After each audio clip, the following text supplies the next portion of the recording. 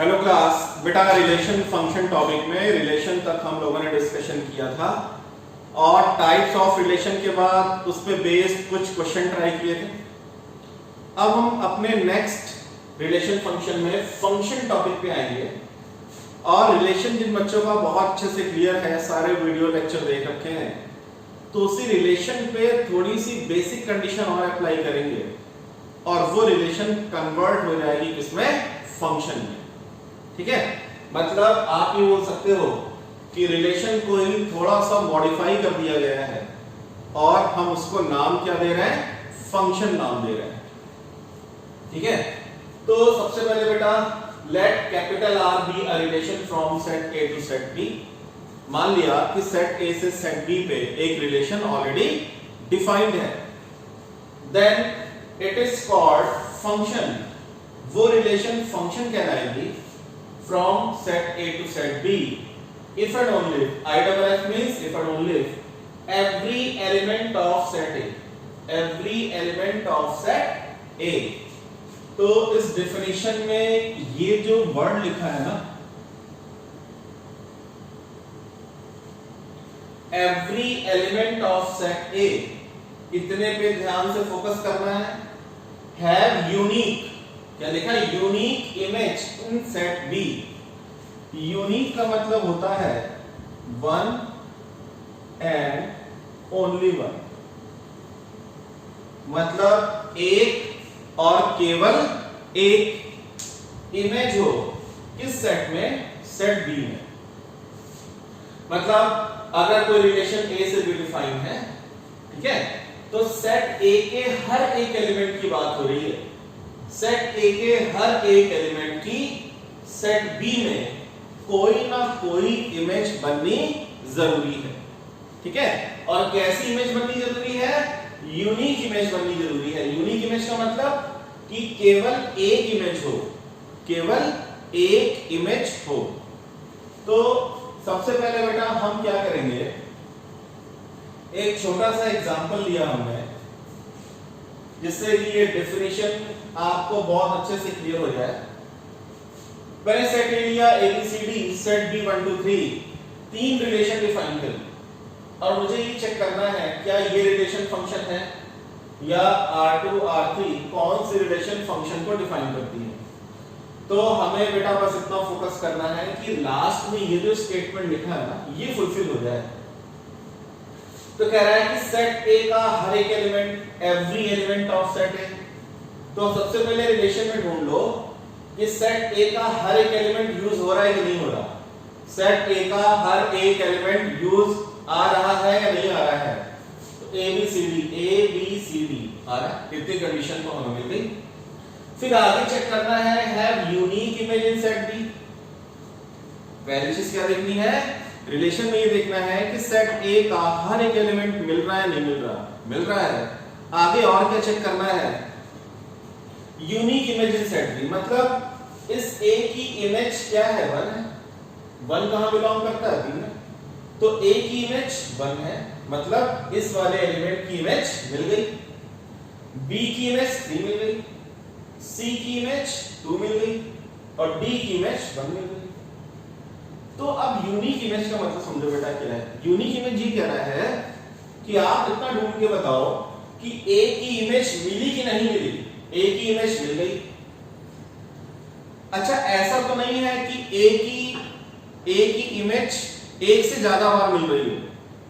ए की इमेज एक से ज्यादा बार नहीं होनी चाहिए, क्योंकि क्या लिखा है? यूनिक का मतलब वन एंड ओनली वन, मतलब हर एक एलिमेंट की इमेज मिलना कंपलसरी है और केवल एक बार मिले तभी वो फंक्शन डिफाइन होगा। तो बेटा ए की इमेज 1 मिल गई, आगे कहीं भी ए अपनी और कोई इमेज रिपीट नहीं कर रहा, और कोई इमेज नहीं फॉर्म कर रहा। बी की इमेज 3 मिल गई, बी और कोई इमेज नहीं बना रहा। सी की इमेज 2 है, सी भी और किसी को इमेज नहीं फॉर्म कर रहा। डी की भी एक ही इमेज है। तो R1 क्या है? R1 is function from A to B. अभी हम लोग बेटा इसका एरो डायग्राम बनाकर डिटेल में डिस्कशन करेंगे। सेकंड है R2। तो सबसे पहले मैंने लिखा कि ABCD लिखा है, यहां A है, B है, C है, बेटा यहां तो D है ही नहीं। R2 रिलेशन में D की कोई इमेज ही फॉर्म नहीं हो रही, तो आगे कुछ भी चेक करने की जरूरत नहीं है। तो ये क्या लिख दो, not a function since D have not any image in set B, क्योंकि जो स्मॉल d है ये कैपिटल A के अंदर है, बस बट इस D की कोई भी इमेज सेट B पे नहीं बन रही है। दैट्स व्हाई सेकंड रिलेशन यानी R2 is not a function. R3 relation, पहले मैंने ABCD देखा तो बेटा ABCD तो मिल गया, पर ABCD मिलने से ही फंक्शन डिक्लेयर नहीं होता। एक चीज और क्या चेक करनी है, A की इमेज 1 है, A ने और कहीं इमेज नहीं बनाई, सही है। B की इमेज 3 है और ये क्या बता रहा है कि B की इमेज 2 भी है, तो B,3 क्या इन्फॉर्म कर रहा है, B,3 लिखने का मतलब बेटा ये है कि 3 is image of B। B,3 लिखने का ये मतलब है कि 3 is the image of B, या आप ऐसे बोलो कि B की इमेज 3 है। बेटा B,2 भी बिलोंग कर रहा है, तो B,2 का मतलब क्या हुआ, 2 इज इमेज ऑफ B। तो थर्ड रिलेशन में हमको कुछ ऐसा दिखाई दिया कि जो B एलिमेंट था उसकी दो इमेजेस कैलकुलेट होके आ गई, दो डिफरेंट इमेज कैलकुलेट होके आ गई, ठीक है। तो ये क्या कह रहा है कि every element of set A, तो हर एक एलिमेंट तो सेट A का मिल गया, लेकिन क्या चीज हमें फॉलो, क्या चीज ये कंडीशन फॉलो नहीं कर रहा है, ये रिलेशन यूनिक इमेज वाली कंडीशन फॉलो नहीं कर रहा है, मतलब one and only one image नहीं है। B की इमेज 3 भी है, B की इमेज 2 भी है, मतलब B की दो डिफरेंट इमेजेस आ गई। That's why R3 is also not a function. तो ये भी हमारा नॉट अ फंक्शन है। इसका रीजन क्या लिखोगे कि B have two images, two different images in set B. That's why R3 is not a function. Note down.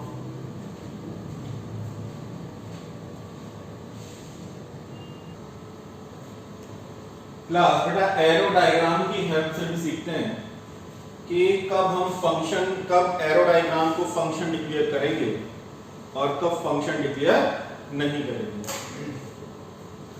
तो हमें ये बताना है कि सेट A ABCDEF है, सेट B 1 2 3 4 5 है, which arrow diagram represents a function, और अगर नहीं कर रहा है तो उसका रीजन एक्सप्लेन करना है। पहला है f A to B। अभी मैं ये नहीं बोल रहा कि f एक फंक्शन है, मुझे बताना है क्या f is f a function from A to B। तो हमने देखा कि A का element A B C D E F, ये सेट A और ये सेट B लिख दिया हमने। अगर ये f A to B function declare करेगा तो क्या बताया बेटा, A के हर एक एलिमेंट A to B, तो A का हर एक एलिमेंट B के किसी ना किसी एलिमेंट से एसोसिएट होना जरूरी है। इन अदर वर्ड्स आप बोल सकते हो कि A के हर एक एलिमेंट की यूनिक इमेज, मतलब one and only one image कहां पे, सेट B में मिलना कंपल्सरी है। तो हमने देखा A की इमेज 1 पे मिल रही है, B की इमेज मिल रही है। अच्छा, A की इमेज 1 पे मिल रही है, B की इमेज भी 1 पे मिल रही है, C की इमेज भी 1 पे मिल रही है, ये प्रॉब्लम क्रिएट नहीं करता है फंक्शन की डेफिनेशन के लिए। बस हमें ये चेक करना है क्या सेट A में कोई एलिमेंट छूट तो नहीं रहा, क्या सेट A का कोई एलिमेंट छूटा तो नहीं है जिसकी इमेज ना मिल रही हो, या फिर सेट A का कोई भी ऐसा एलिमेंट तो नहीं दिख रहा जिसकी एक से ज्यादा इमेजेस फॉर्म हो रही हो। तो हमने देखा कि ए की इमेज मिल गई, बी की मिल गई, सी डी ई की मिल गई, लेकिन बेटा एफ की कोई भी इमेज सेट बी पे फॉर्म नहीं हो रही। आप देखो एफ की कोई इमेज नहीं बन रही, तो ये एफ क्या है? Not a function.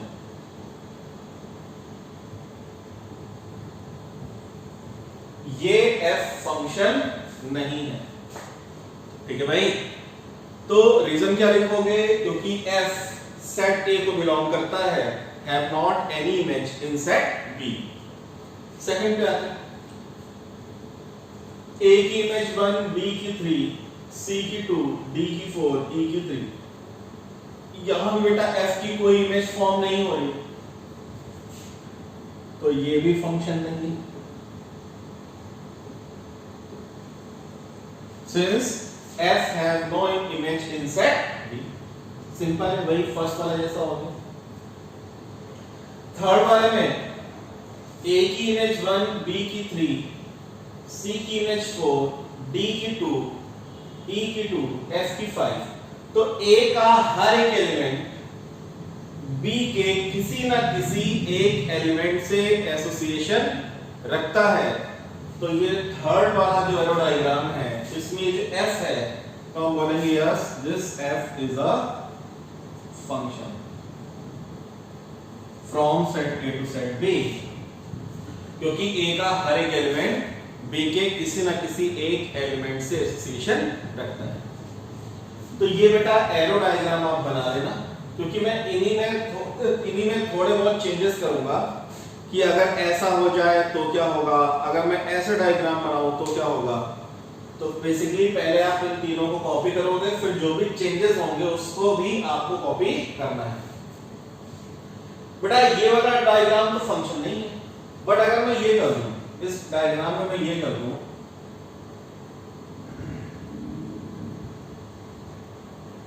मैंने क्या किया, एक तो मैंने E की इमेज 1 से हटा के 4 पे बना ली, और दूसरा F की इमेज 5 पे फॉर्म कर दी। ठीक है, तो अब आप चेक करो, तो A, B, C, D की इमेज 1 पे बन रही है, कोई दिक्कत नहीं। E की इमेज 4 पे बन गई, F की इमेज 5 पे बन गई। तो A का हर एक एलिमेंट B के किसी ना किसी एक एलिमेंट से एसोसिएशन रखता है।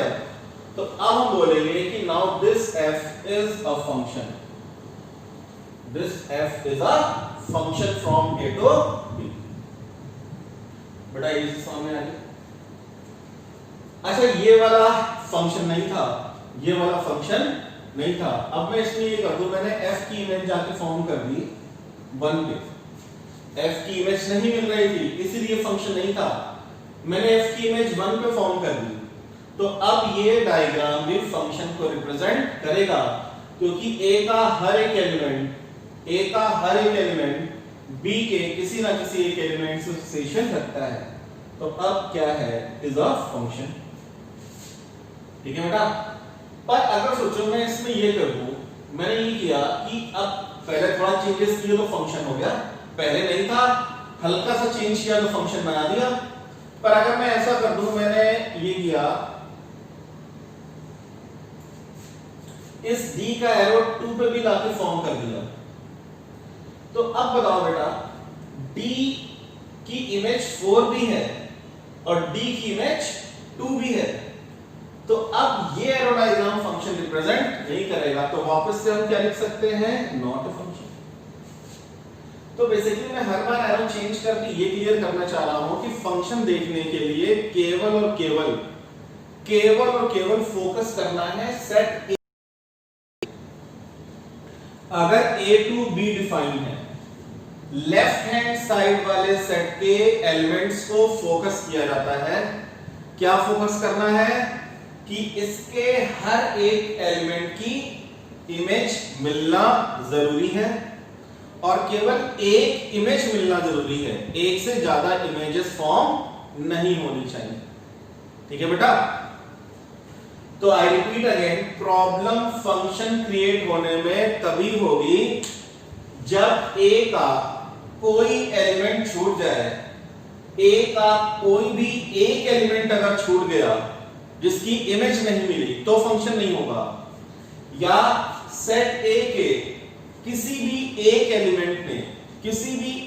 एलिमेंट में अपनी एक से ज्यादा बार इमेजेस फॉर्म कर ली तो फंक्शन नहीं होगा, वरना हमेशा बिंदास फंक्शन होगा। समझ में आया क्लास? तो ये फंक्शन इसमें नहीं है क्योंकि डी की दो इमेजेस मिल गई, 2 पे भी है और 4 पे भी है। That's why now this f is not a function. ठीक है, आई होप बेटा आपको एरो डायग्राम क्लियर हो गया होगा। अब हम बेसिकली आते हैं बेटा कि domain, codomain and range of function क्या होता है। Domain, codomain and range of a function. Function f है a to b। क्लास अब मैं यहां पे लिख रहा हूं कि फंक्शन मतलब ऑलरेडी ये f क्या रिप्रेजेंट करता है, एक फंक्शन को जो कहां से कहां डिफाइन है, a to b। तो मुझे ये बताना है कि इस फंक्शन की डोमेन क्या है, कोडोमेन क्या है और रेंज क्या है। तो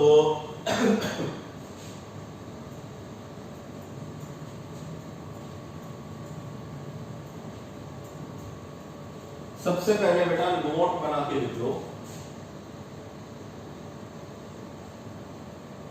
पॉइंट नंबर 1, कभी भी कोई function a to b define हो, ये बेटा सेट b to a भी हो सकता है, p to q भी हो सकता है।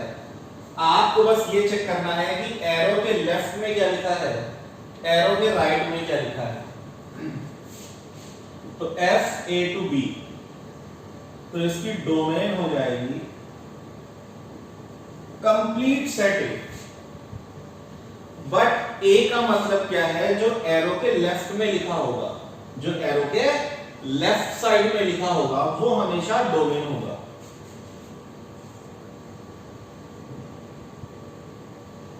कोडोमेन भी, फंक्शन की कोडोमेन क्या होगी, जो एरो के राइट साइड में लिखा होगा। तो डोमेन, कोडोमेन तो बहुत आसान है, केवल ऑब्जर्वेशन करना है कि फंक्शन अगर a से b डिफाइन है तो एरो के लेफ्ट में a लिखा है तो a डोमेन हो गई, एरो के राइट साइड में b लिखा है तो b इसकी कोडोमेन हो गई। थर्ड है रेंज। तो रेंज क्या होता है क्लास, रेंज होता है a set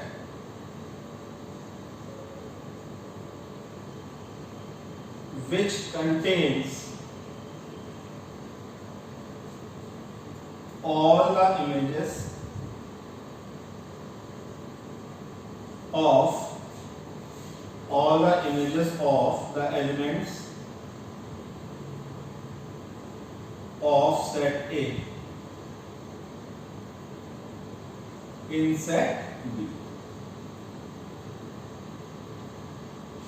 I repeat again. What is range? A set, बेटा कैपिटल ए का मतलब इसकी बात नहीं हो रही है, ठीक है, या इसको आप हटा ही लो। रेंज क्या है, रेंज एक सेट है which contains all the images of the elements of set A। अब इस सेट की बात हो रही है, ठीक है, इन सेट B।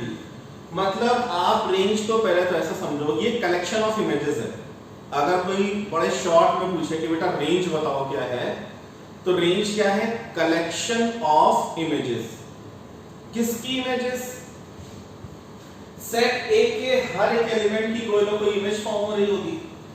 तो सेट ए के हर एक एलिमेंट की जहां जहां पे इमेज फॉर्म हो रही है आप उनका कलेक्शन कर लो और सेट फॉर्म में लिख दो, ठीक है।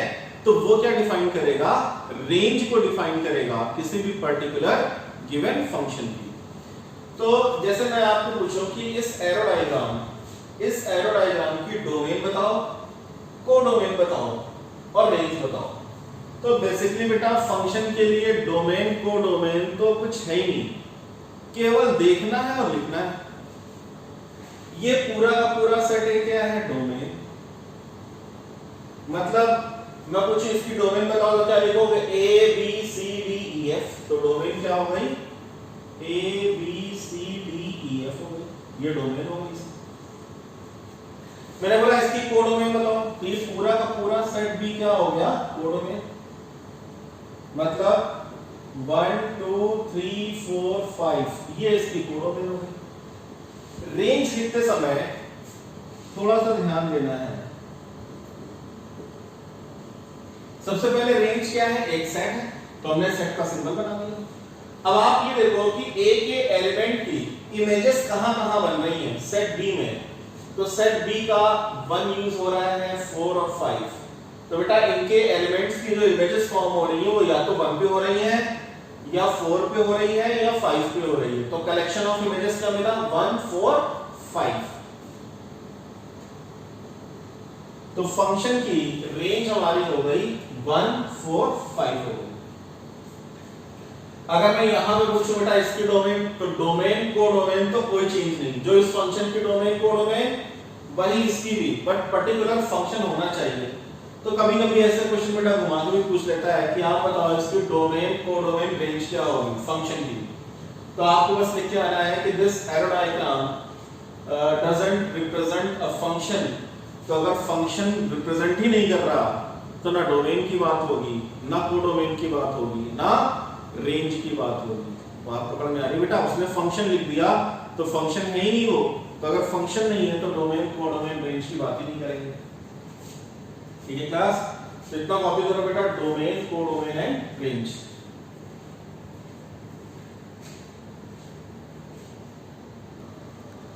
क्लास कुछ बेटा छोटी छोटी बेसिक सी चीजें हैं, बेसिक से टर्म्स हैं जिनको समझना बहुत जरूरी है फंक्शन टॉपिक की डेप्थ तक जाने के लिए। जैसे मान लो मैंने ये लिखा कि y इक्वल टू fx। अच्छा y लेफ्ट हैंड साइड में y बराबर fx, या ऐसे भी लिख सकते हो fx बराबर y। मतलब इसी चीज को हमने ऐसे भी लिख दिया, ये लेफ्ट हैंड साइड में लिख दिया, राइट हैंड साइड में लिख दिया, एक ही चीज लिखी हुई है, इज अ गिवन फंक्शन। तो यहां से इंफॉर्मेशन क्या मिलती है, यहां से बेटा इंफॉर्मेशन जो मिलती है वो ये मिलेगी कि अगर y बराबर fx है तो हम बोलेंगे कि y क्या है, y is the image of x, y is the image of x। मतलब अगर fx बराबर y, यही चीज मैं फिर से लिख रहा हूं, केवल LHS RHS को इंटरचेंज कर दिया है, y इधर fx इधर आ गया। तो अगर fx बराबर y लिखा है तो हम यही बोलेंगे कि y is the image of x। या रिवर्स ऑर्डर में क्या बोल सकते हैं, x क्या है, x is the pre image of y, x is the pre image of y। तो मान लो अगर कहीं पे ये लिखा है f1 equals to 2, f1 equal to 2, और मैं बोलूं बेटा यहां से हमें ये बताओ कि कौन किसकी इमेज है, f1 बराबर 2 में कौन किसकी इमेज को रिप्रेजेंट करता है। बता बेटा fx बराबर y का रिप्रेजेंट करता है कि y जिसके साथ f है, जिसके साथ f है वो छोड़ दो, राइट हैंड साइड में y लिखा है बिना f सिंबल के, तो बिना f सिंबल के 2 लिखा है तो हम क्या लिखेंगे, 2 इज द इमेज ऑफ 1। तो f1 बराबर 2 का मतलब ये हुआ कि 2 1 की इमेज है, या आप ऐसे लिख सकते हो 1 is the pre image of 2, ऐसे भी लिख सकते हो या ऐसे लिख सकते हो, एक ही बात। बताओ मैंने लिखा f3 is equal to -7, f3 is equal to -7। फटाफट बताओ बेटा क्या होगा, this implies -7 is the image of 3 और 3 is the pre-image of -7। ठीक क्लास, तो कौन इमेज को रिप्रेजेंट करता है, कौन प्री इमेज को रिप्रेजेंट करता है, ये चीज आपको बेसिक नॉलेज होना कंपलसरी है। Note down class.